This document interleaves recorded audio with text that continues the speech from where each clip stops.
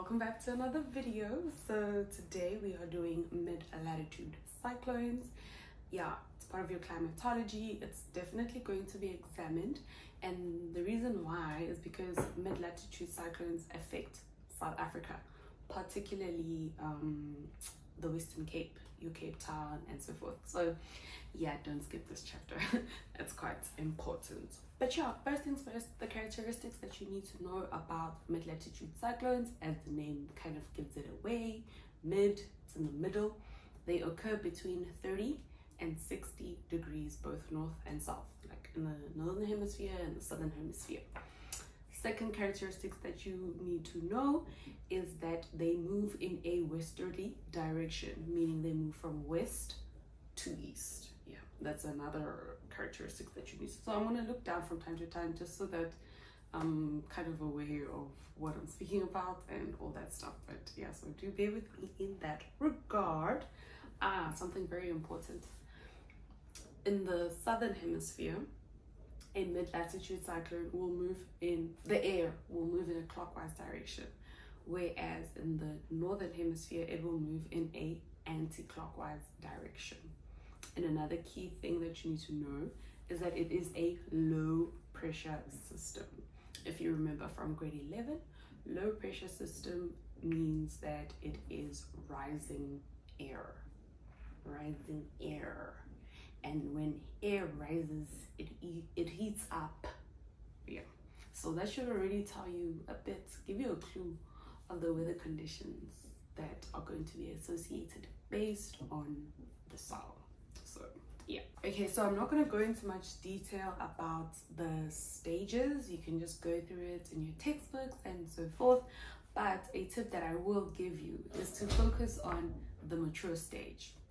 Do focus on the mature stage, because from past experience and past examinations, that is often the one they examine the most.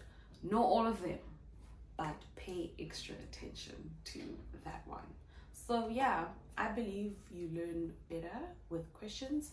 So okay, so the question tells us that diagram below shows a mid-latitude cyclone. You won't always be that lucky that they tell you that it's a mid-latitude cyclone, because it could be part of the question where they ask you what it shows. So yeah, let's go question 1.1. What evidence in the diagram shows that Cape Town is experiencing winter? It's the mid-latitude cyclones. So mid-latitude cyclones occur during winter in South Africa. So that's how you know that it is a that's how you know that it's winter, the mid-latitude cyclone, because they did not show you air temperature, they did not show you any other factors. So it's merely that presence of the mid-latitude cyclone. Next question, does front X or front Y have the greater effect on the weather of Cape Town? It's front X. Okay, they don't ask why, but in case you want, if they asked why, you would say because it is closer, and also, yeah, I mean, it's closer. That's the biggest reason. Okay, 1.3, the weather service forecasts severe weather conditions for Cape Town. State 2 of these expected weather conditions. Please know all the weather conditions. So yeah, 2 of them is that thunderstorms. They're going to be thunderstorms, strong winds, some of them even like gale winds. And another one that you could mention is a possibility of snow due to the low temperatures. So there are several factors, but I always just remember those ones because of the fact that it's a low pressure system. So with a low pressure system, there will be rainfall, and also it's in winter, so temperatures are gonna drop. So yeah, just remember temperature, wind, and precipitation. Yeah, then you'll be good. Anything else is a bonus. But yeah, 1.4, explain how the severe weather conditions will affect people living in informal settlements in Cape Town. They also like this question a lot. They always want to see how you will apply, your knowledge. I mean, it's there in your textbooks, but just always know how it actually affects people on a day-to-day basis. So they will affect people living in informal settlements because, one, they don't have proper shelter. So the strong winds, people living in informal settlements, the shelters aren't strong enough. So, the structures will be blown away. And also with the heavy rainfall, there will be flooding. So, water can enter in their houses, and so that's what I would say. But there's plenty more reasons that I will just paste, but explain why there will be a difference in the weather experienced at Cape Town and at Mossel Bay. It's because Mossel Bay is further away from the cold front and closer to the warm front.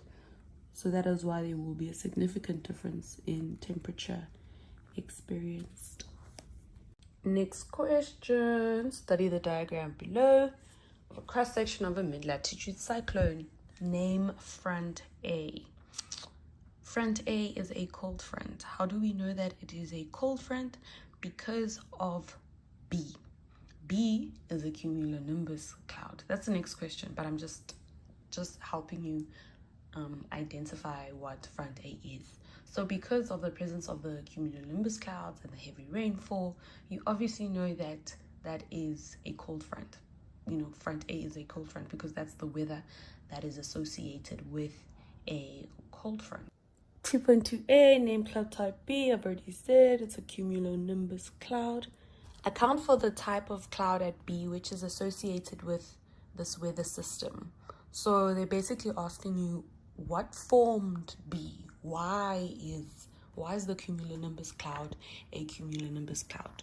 Remember earlier when I mentioned the low pressure, that it's a low pressure cell. So with a low pressure, there is a rise, there's an ascending of warm air, and so that rapid uplift of warm air causes condensation and the formation of a cumulonimbus cloud, if you remember from grade 12, if you remember from grade 10.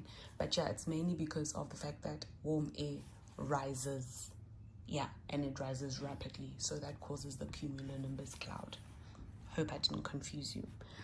2.3, why does the warm front seldom influence the weather of South Africa? Because it is too far from South Africa. Like it's too far to affect us. So